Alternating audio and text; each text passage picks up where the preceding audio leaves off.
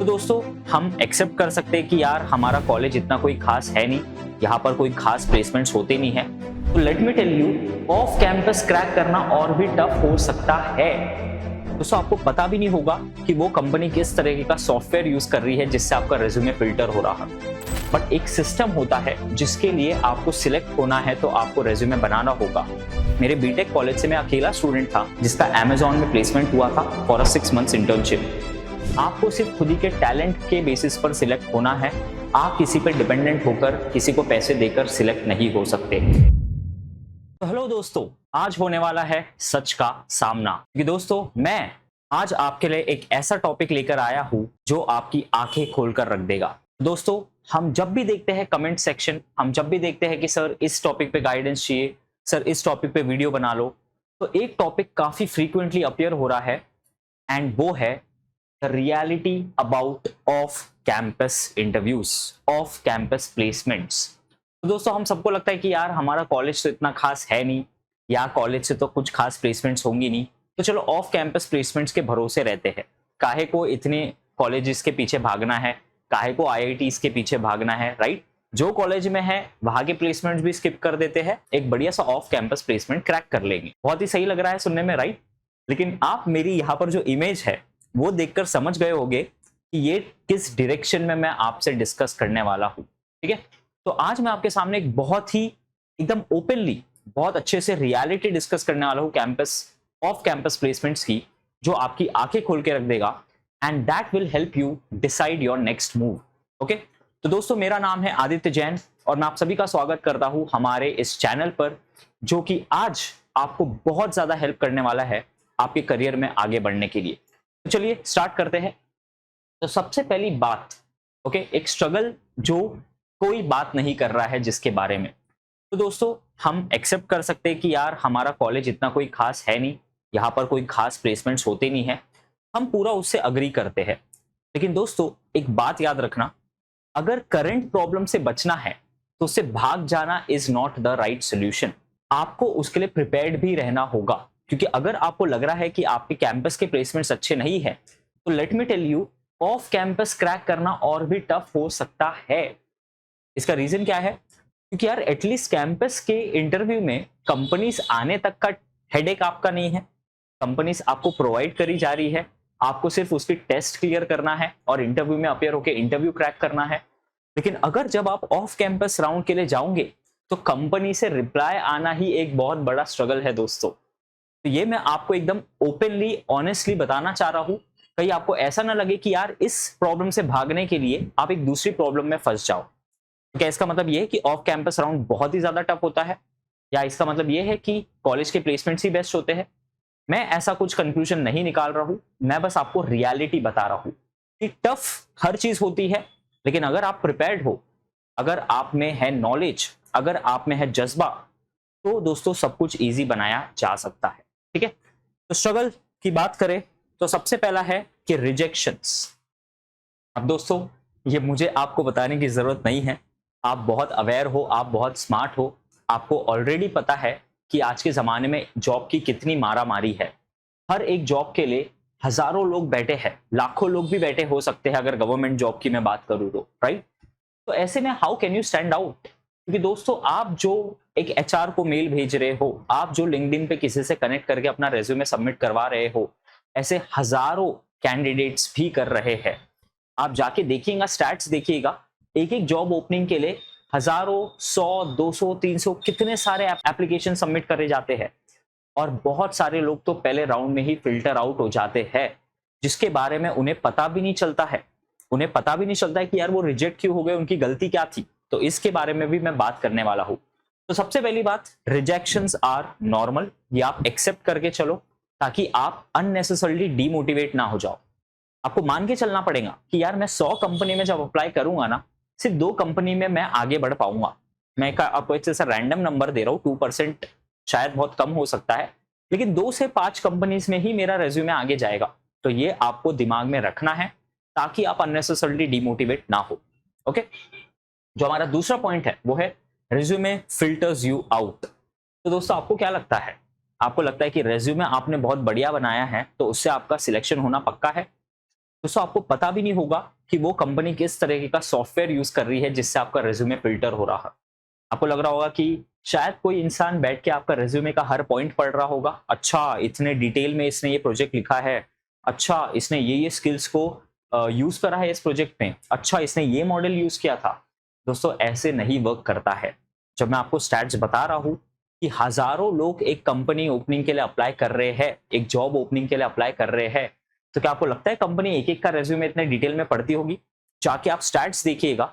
मैंने कहीं पढ़ा था कि अराउंड 12 से 15 सेकंड में डिसीजन लिया जाता है एक रेज्यूमे को यस बोलना है या नो बोलना है, ऑन एन एवरेज की बात कर रहा हूं।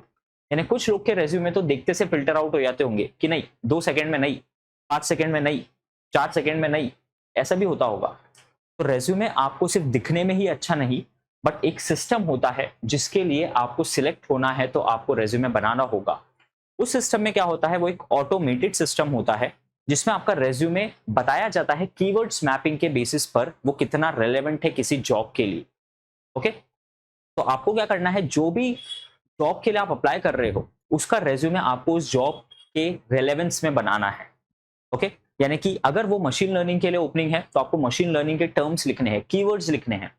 वो कीवर्ड्स मैप होंगे तभी आपका रेज्यूमे शॉर्टलिस्ट होने की चांसेस बढ़ेगी, वरना आप कितना भी अच्छा रेज्यूमे लिख लो कोई इंसान उसे पढ़ने ही नहीं वाला, क्योंकि वो एक सिस्टम उसको फिल्टर आउट कर चुका होगा ऑलरेडी। तो keyword matching is very important. फिर आते हैं टाइम लैग इज रियल।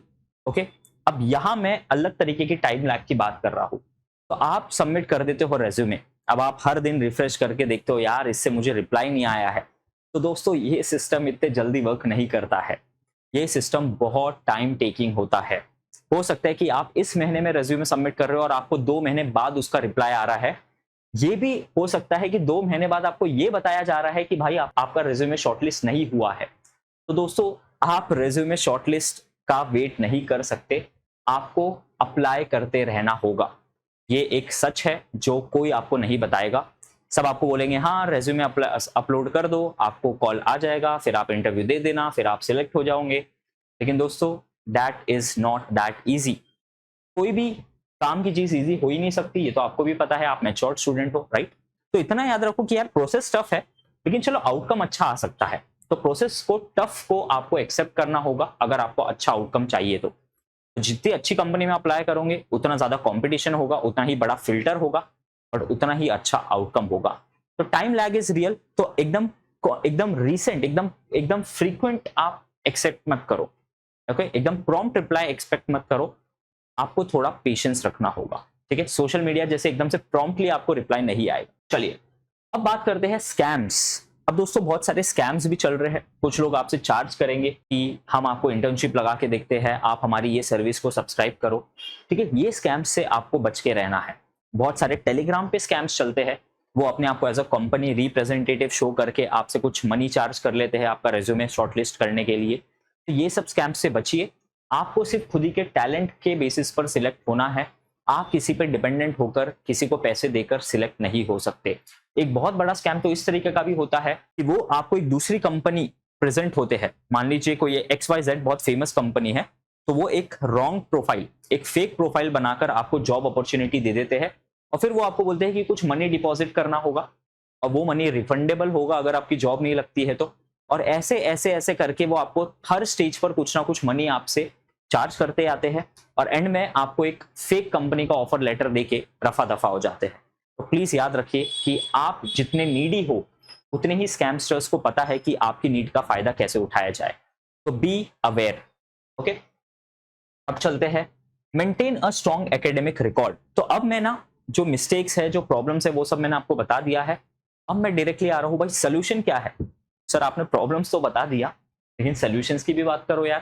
ठीक है, क्योंकि दोस्तों मैं जानता हूं कि आपको प्रॉब्लम्स तो हर जगह दिखती होगी। ठीक है, मैंने आपको एक कड़वा सच भी बता दिया है, लेकिन अब मेरा फोकस है इस सेकंड पार्ट में कि मैं आपको बता सकूं कि चलो टफ तो है रास्ता, इजी तो नहीं होगा जॉब मिलना, लेकिन कैसे आप फिर भी अपना बेस्ट ट्राई करके इसको इजी बना सकते हो। तो सबसे पहला पॉइंट है कि आपको एक बहुत ही स्ट्रॉन्ग एकेडमिक रिकॉर्ड मेंटेन करना होगा। दोस्तों दुनिया में आपको कोई कितना भी बोले कि मार्क्स मैटर नहीं करता, मैं आपको स्टैम्प पेपर पे लिख के देख सकता हूं कि जब आप इतनी सारी भीड़ को देखोगे ना, तब फिर कुछ ना कुछ फिल्टर लगाना ही पड़ेगा। और सबसे पहला फिल्टर होता है मार्क्स का फिल्टर। मैं ये नहीं कहूंगा कि जिसके मार्क्स है वो बहुत समझदार है, और मैं ये भी नहीं कहूंगा कि जिसके मार्क्स नहीं है वो ना समझदार है या ना समझ है। लेकिन मैं इतना जरूर कहूंगा कि प्रैक्टिकलिटी ऑफ लाइफ देखते हुए जब फिल्टरेशन होता है दोस्तों, तो मार्क्स एक बहुत इंपॉर्टेंट रोल प्ले करता है। मैं बहुत सारी कंपनीज में देखता हूँ डायरेक्टली 9 अबव सीजीपीए के लिए ही एंट्री होती है जॉब में। अब आप इसका क्या आंसर देंगे मुझे भी नहीं पता, लेकिन होता है क्योंकि दोस्तों सबके पास लिमिटेड टाइम है और उन्हें बेस्ट कैंडिडेट्स पिक करने हैं, तो कुछ ना कुछ फिल्टर तो लगाना है। इसलिए मार्क्स एक बहुत इजी फिल्टर बन जाता है। तो जरूर याद रखिए, कोई आपको कितना भी ज्ञान बांटे, एकेडमिक रिकॉर्ड होना बहुत जरूरी है। मेरा खुद का सीजीपीए जो था वो 9.36 आउट ऑफ 10 था। मैं भी मार्क्स में बिलीव नहीं करता। मेरा ऑल इंडिया रैंक 60 था गेट एग्जाम में, फर्स्ट अटेम्प्ट में। मैं भी मार्क्स में बिलीव नहीं करता, लेकिन मुझे पता है कि भाई प्रैक्टिकलिटी ऑफ लाइफ है, जब भी फिल्टरेशन लगाना होगा मार्क्स मैटर करेंगे, और इसलिए मैंने हमेशा से मार्क्स मेंटेन करने की कोशिश की है। इसलिए आपके साथ भी सेम गाइडेंस शेयर कर रहा। अब बात करते हैं mastering coding and DSA for software related roles. तो दोस्तों एक बहुत अच्छा एडवांटेज ये है कंप्यूटर साइंस वाले स्टूडेंट्स के लिए कि अगर आपकी कोडिंग स्किल्स बहुत अच्छी है, तो जितने भी आपके मार्क्स वाले पाप है ना कि सर मार्क्स अच्छे नहीं हैं, सर थोड़ा बैक हो गया था, तो ये सब आपके पाप धुल सकते हैं अगर आपकी कोडिंग स्किल्स, प्रोग्रामिंग स्किल्स बहुत स्ट्रांग है। तो ये आपके पास सबसे बड़ा एडवांटेज है दोस्तों कि जो भी आपकी पुरानी गलतियां है वो सब माफ कर दी जाती है अगर आपका लॉजिकल स्किल्स बहुत अच्छा है, अगर आप बहुत अच्छे कोडर हो। ओके, और इसके लिए आपको अपनी कोडिंग स्किल्स पे बहुत वर्क करना होगा। इसके लिए आपको कॉम्पिटिटिव कोडिंग प्रैक्टिस करना होगा so that you can actually showcase your knowledge in the interview. क्योंकि बहुत सारे इंटरव्यू में देखता हूँ कि अगर आपकी कोडिंग स्किल्स बहुत अच्छी है तो फिर ये मैटर नहीं करता आप कौन से कॉलेज से हो, फिर ये मैटर नहीं करता कि आपके मार्क्स कैसे है। सिर्फ ये मैटर करता है कि आप उस कंपनी को हेल्प कर सकते हो या नहीं, आप उस कंपनी में कंट्रीब्यूट करके उनकी प्रॉब्लम को सॉल्व कर सकते हो या नहीं। तो जरूर इसे याद रखिएगा, ठीक है। अब बढ़ते हैं be strong in core subjects. Okay, अब यहां आता है आपका गेट एग्जाम। तो जैसे कि मैं बहुत सारे स्टूडेंट्स को गेट में काफी ज्यादा गाइड करता हूं, ओके, एंड मैं उन्हें हमेशा ये बताता हूं कि भले आपका मोटिव एमटेक हो या ना हो, अगर आपका मोटिव जॉब इंटरव्यू क्रैक करना भी है तो कोर सब्जेक्ट्स का नॉलेज आपको बहुत ज्यादा हेल्प करेगा। एक छोटी सी स्टोरी बताता हूँ। मैंने गेट एग्जाम के लिए इतनी अच्छी प्रिपरेशन करी थी कि I was the only student from the entire batch जिसका अमेजॉन में प्लेसमेंट हुआ था, वो भी बीटेक से। मेरे बीटेक कॉलेज से मैं अकेला स्टूडेंट था जिसका अमेजॉन में प्लेसमेंट हुआ था फॉर अ 6 months इंटर्नशिप। और इसका रीजन था मेरा स्ट्रॉन्ग कोर सब्जेक्ट पे होल्ड। मैंने गेट के लिए इतनी अच्छी पढ़ाई करी थी कि अमेजॉन में जो लास्ट राउंड में इंटरव्यू में क्वेश्चंस पूछे गए थे वो मेरी गेट एग्जाम से काफी ज्यादा सिमिलर थे, क्योंकि गेट एग्जाम में आप काफी कोर पे पढ़ते हो, काफी डिटेल में पढ़ते हो। और बाकी स्टूडेंट्स जो सिर्फ एक रैंडम कॉलेज की पढ़ाई के बेसिस पर इंटरव्यू देने गए थे उनसे वो क्रैक नहीं हो पाया था। तो दोस्तों इससे ज्यादा आपको मैं क्या प्रूफ दूं कि कोर सब्जेक्ट्स का नॉलेज आपको ना कि सिर्फ गेट एग्जाम बट प्लेसमेंट्स में भी काफी ज्यादा हेल्प करता है। तो इसलिए याद रखिए कि गेट एग्जाम आपको पढ़ना ही है, चाहे वो प्लेसमेंट के लिए हो या चाहे आपके वो एमटेक के लिए हो, वो आपको बहुत हेल्प करेगा। तो कोर सब्जेक्ट्स में नॉलेज आपका C, programming, data structures, algorithm, okay, ये सब नॉलेज में आपका काफी अच्छा होल्ड होना चाहिए, ठीक है। फिर आते हैं ऑब्जेक्ट ओरिएंटेड प्रोग्रामिंग, ओके, फिर आपको ऑपरेटिंग सिस्टम, कंप्यूटर नेटवर्क्स, ये सब पे भी आपको अच्छा नॉलेज होना चाहिए to get ahead. The next thing is prepare aptitude and logical reasoning। अब दोस्तों हर कंपनी का जो पहला राउंड होता है ना वो कोडिंग एंड एप्टीट्यूड का होता है, खासकर जो बीटेक स्टूडेंट्स होते हैं वो। इसका रीजन ये है कि यार हमारे पास तो कोई वर्क एक्सपीरियंस नहीं होता है, तो हमको कोई क्या बेसिस पे जज करेगा। तो वो हमारी aptitude, logical reasoning, verbal reasoning and हमारे कोडिंग नॉलेज के बेसिस पर हमको चेक करते हैं। तो अगर आपकी कोडिंग और एप्टीट्यूड स्किल्स बहुत अच्छी है तो मैं आपको दावे के साथ कह सकता हूँ कि आपको इंटरव्यू देने का मौका मिलेगा। चाहे आईआईटीज की बात करो, मैं एक आईआईटी बॉम्बे का स्टूडेंट हूँ, तो आईआईटी बॉम्बे में भी सेम प्रोसेस फॉलो होता था, और मेरे टियर 3 कॉलेज जहाँ से मैंने बीटेक किया है वहाँ भी सेम प्रोसेस फॉलो होता था।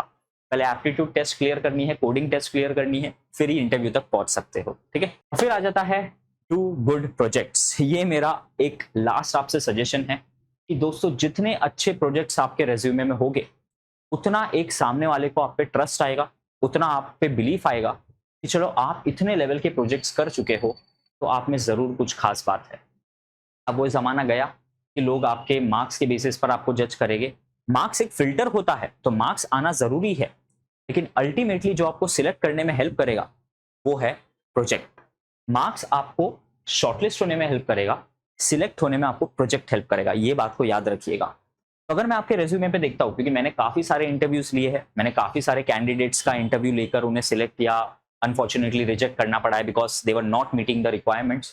तो ये जो मेरा मॉडल है, ये इसी तरीके से काम करता है कहीं न कहीं, कि अगर वो प्रोजेक्ट्स मुझे रेलेवेंट लगते हैं, अगर वो प्रोजेक्ट में मुझे इम्पैक्ट दिखता है कि हाँ यार, ये स्टूडेंट ने जो काम किया है, इसने बहुत सिग्निफिकेंट इम्प्रूव किया है एग्जिस्टिंग सिस्टम को, या तो इतनी परसेंट एक्यूरेसी बढ़ी है, या इतना परसेंटेज टाइम कम लगा है, या इतना मैन आवर बचा है। जब एक इम्पैक्टफुल वर्क दिखता है किसी के प्रोजेक्ट में, तो उससे हमें लगता है कि हाँ यार, ये कैंडिडेट में कोई बात है, भले इसके मार्क्स कैसे भी हो, ये हमारे प्रोजेक्ट में अच्छा कंट्रीब्यूट कर सकता है। तो अच्छा प्रोजेक्ट होना रेज्यूमे पे बहुत ज़्यादा ज़रूरी है। तो दोस्तों, ये थी कुछ टिप्स आपके लिए, और मैं आशा करता हूं कि आप इस पे एक्शंस लेंगे, क्योंकि अगर आप ये सिर्फ सुनते हो और इस पे कोई एक्शन नहीं लेते हो, तो इसका कोई यूटिलाइजेशन नहीं है।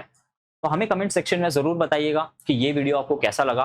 पहले पार्ट में मैंने आपको रियलिटी बताई, और दूसरे पार्ट में उससे सॉल्यूशंस बताकर आपको एक पूरा ओवरऑल मैंने एक्शन प्लान दिया है। तो कमेंट सेक्शन में बताइए कि आपको कैसे आगे बढ़ने का मौका मिल रहा है, आप आगे बढ़ने के लिए क्या स्टेप्स लेंगे, और आप कैसे एक अच्छी ऑफ कैंपस इंटरव्यू को क्रैक करके अपने करियर को आगे बढ़ाएंगे। दोस्तों, मेरा नाम है आदित्य जैन, और मैं आप सभी को बहुत बहुत all the very best wish करना चाहूँगा। Take care and keep rocking. Thank you.